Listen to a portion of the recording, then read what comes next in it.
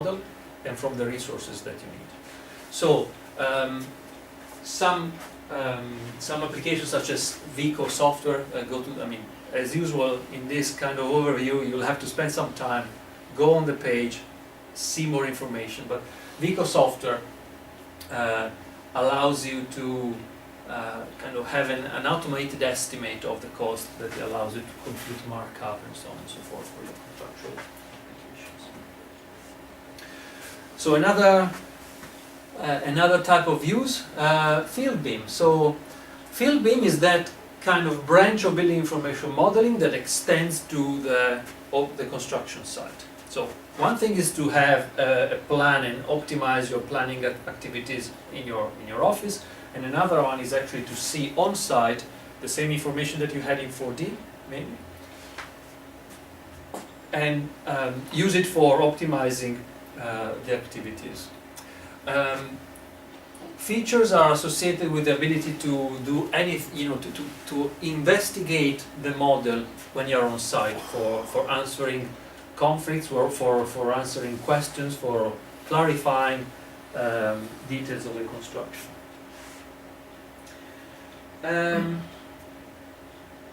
One major aspect of this is the ability to integrate the communication workflows between site and the design office. Okay, so if you have an environment in which you're on site and you, rather than making a phone call and calling in the design team for support, you can actually see the model and comment there and obtain a formal response to your query. That is something that could speed up the process, but in any case makes the process more controllable. Another aspect is that there is clear benefit in collecting all of this information and making it available for facility management at some point. So the way in which decision making has been run during the construction process produces or keeps up to date an as-built version of the model that grows in time with construction. Okay, so when you start constructing, you might find that there is a divergence between what is really built and the initial plan. Now, this is not ideal, but it does happen. Or maybe it is ideal, because at some point people identify that there is a potential benefit in changing the plan, and then you can carry out that change. So, progressively having an updated model of your building as it's developed allows you to have, at the end of the construction stage, an up-to-date as-built model that becomes a useful resource for your facility management in the long term. So Autodesk, being 360 field, aims at that.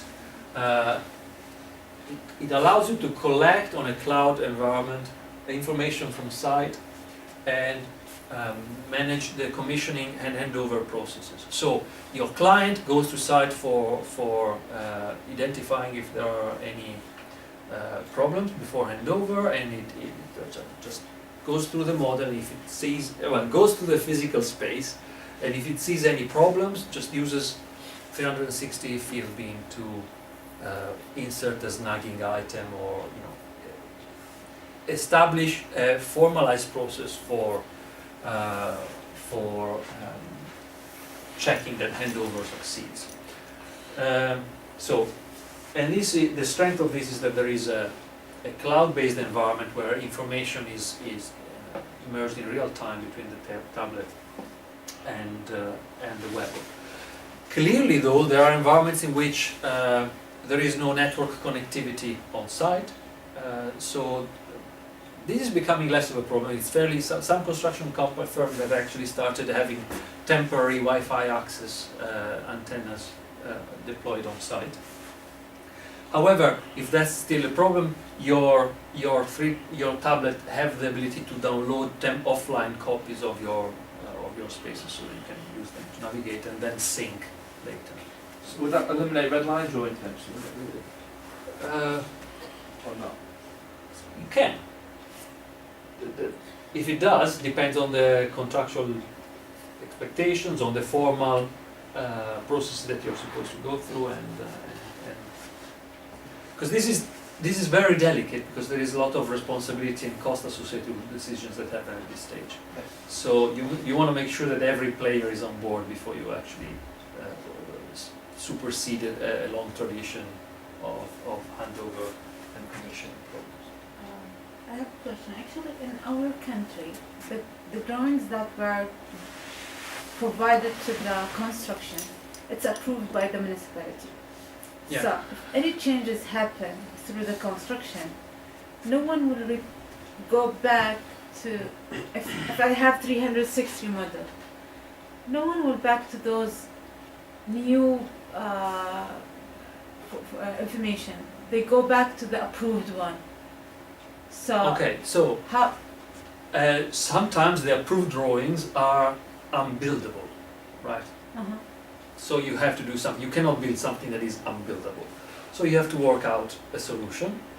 Now, depending on the formal relationship that you have with the authorities, you might know that there are exceptions to this, and at the end of the project, traditionally at least, I'm not really sure about the British tradition, but I'm very well aware of the Italian tradition. At the end of the project, you have to kind of go back to the authorities and give them an as-built snapshot of the construction. Now, some of these changes are acceptable and some of these changes are not acceptable. Some of these changes come with further payments, some are just minor changes. So if for any reason this wall should be installed half a meter closer or further from where the location is, the space might become illegal, because if you make it narrow, if you make the corridor narrower than X, then you are violating accessibility legislation, and the council can come back to you and say, no, you have to demolish that and bring it back to a different location. But this is a matter of balancing risk and value from the constructing firm, I suppose. So depends on the contractual and social arrangement of each country. Yeah. But change happen on site. That's something that you know for sure. Changes happen during construction. And it's happened a lot. That's why I'm asking how to solve this problem, because like if I have 360 and I update everything for my facility managers and we need it, but the problem is I have approved drawing. No, I see the problem. I mean, of course the government need to be brought in the loop, or can be brought in the loop, but you can actually have a private copy of your documents that you keep only for the purpose of managing the estate, without necessarily notifying in real time the authorities of all of these changes. One of the main problems that I remember I faced it, I had extension for a kitchen, royal kitchen, and a full room with the whole, it's not a room, just a room with the services and so on. It's around 500 square meter. It's not in the drawing, approved drawing. Yeah, okay. And I have to measure it again, do it again, because it's not there, it's not exist. Yeah. And this is a problem, but it's without approval. I cannot tell you that a solution would apply globally. There are places in which they will kill you because you've done something like that, and places in which they will just close an eye. Right? So, in Italy, probably they would just say, well, yeah, the kitchen more or less, who cares, right? So I'm joking. They will give you a fine, they will be happy, and you'll be happy. Anyway, so you need to know the laws and regulations of the specific country and make sure that your processes comply with that. So you have an as-built, you have integral, you can actually probably retain all the history of all the elements to understand whether there is some recurrent problem with something during your facility management stages later on and so on. So later on, that's where something like this comes on. So field to facility management. If you have field BIM during construction and you're actually using that to monitor every problem that any item has had, any type of work that happens on any item throughout its life cycle, you might actually find some insight that was previously impossible to extract from the data. But even in a much simpler way, you might identify, that it's useful to have a complete record of all the elements coming from construction directly into your facility management. So you integrate the planning of your maintenance with the actual construction, with the actually carrying out of the maintenance through solutions such as Artra that allows you to kind of bridge from construction to facility management. And so this gives you an idea of what are all the maintenance activities that you have to carry out on a specific month, in a specific building, in a specific given a specific crew. What type of resources do you need for that, and so on. So you can color the building to say, okay, I am the guy that does maintenance of the projectors. How many projectors have you got in this building? Click a button and you see only those. And which of these projectors have not been maintained in the past 2 years? Filter that and you see those. So of course, as you go and produce and do your maintenance, you have to update the record and record that now projectors 2, 3, and 4 have a new lamp on, and there will probably be another maintenance plan for them 2 years down the road. Some of you might actually have noticed tremble, so they are everywhere now. So some people have started to see that facility management provides, through building information models, provides a huge amount of benefit. Now, I don't know whether this number is accurate or not. I don't know how to read it. But this comes from an official US document of the Coast Guard. The Coast Guard is one of the large estate owners in the UK. They've used facility management, building information modeling for facility management for a couple of years. And they say that there is a 98% reduction in time and effort achieved using BIM-based method in producing and updating FM database in facilities. Basically, they're telling us planning for facility management becomes free if you have gone through a process that carries all the information from design and construction into FM. That's a big one. So the resource for that is here. Read it, see if you trust it or not. But that's a bold statement.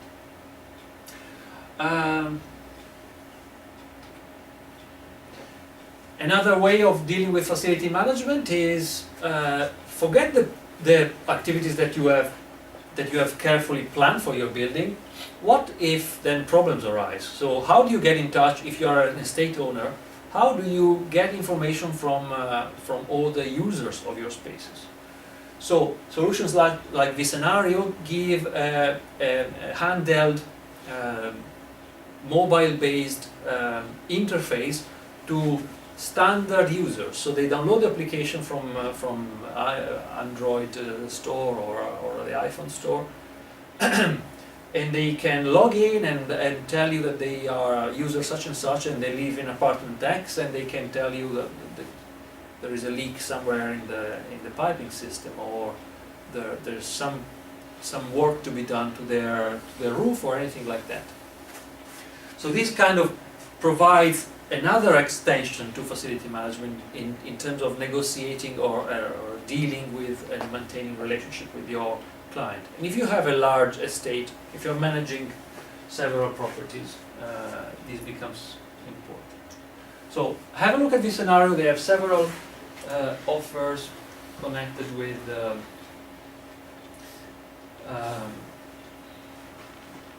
service applications for handover, for tenant management. So you are renting out the space, you provide an app to the clients to make sure that everything is managed efficiently. And if they classify the type of intervention that they are requesting, then you have your enterprise resource management applications that can optimize the route of your maintenance crew during their work. Again, liaising with the public sector, going back to this. In some regions, it's possible to liaise with the public sector through building information modeling. Actually, famously, what's his name? Singapore has mandated building information modeling workflows for planning permission for a long time now. So they were the first to kind of expect that you needed to provide full 3D BIM-enabled information to get your planning authorities. So they handle applications digitally, you send in the BIM model, and they have full amount of data that is required to check for your planning permission and so on. But there are actually tools that automatically evaluate your design and give you a green or a number or a red, depending whether your design passes the local regulations that you have selected. Okay? So there is all sorts of possibility in this side as well. You've seen the VRV room, the virtual reality room here at university. We were using that for this type of development as well. We have a 3D model of the center of Newcastle, and it's possible. Do they cover this for you? Did you go through this with Barry? So, Virtual Newcastle Gateshead, for instance, is a company that sells the 3D model of the city for the purpose of producing an integrated architectural solution. So they give the 3D model as built of the city to developers. Developers can actually put their models inside that, so that their application to the city is stronger, is more accurate. It contains full information about the surroundings of your development, and this gives them more confidence that it's going to be easily evaluated by the design team and the council to pass validation more easily. So the last couple of slides are to give you access to all the software available for in our resources. So you click on here and you can select search by software packages. It's going to tell you what is the room that contains your software, and couple more links. These are two links that point you to types of applications and certified applications that have been classified by Building Smart. So you go there, you find a long list of software applications that you can investigate what they do and how you can use them in your BIM execution plan. So I was hoping to have 15 minutes to go through a little bit of further considerations, but I think our time ends here today. So I'll see you in the seminar tonight. Well, there's going to be a demonstration of 4D, and then we can have a conversation on these topics. I'll see you later. Alright, so you want to go through the debate thing, right? Yeah, yeah.